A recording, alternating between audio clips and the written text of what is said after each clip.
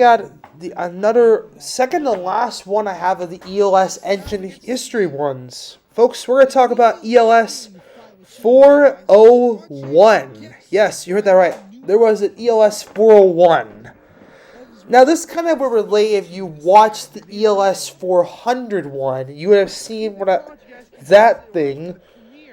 But let's talk about the engine. This was built in October of 1969 as EMD 35438, later Penn Central 7809, then it was Conrail 7809, sold as, and here's the interesting part, sold as ELS 400 in 1985 before it was renumbered to 401 in 1986, before being retired by 1992.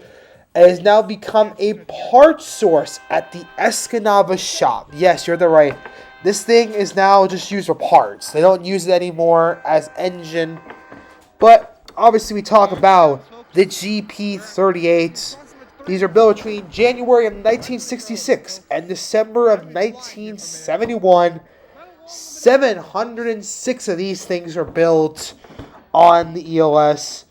And talking about it, since we have there were 265 of these things bought by Penn Central Railroad,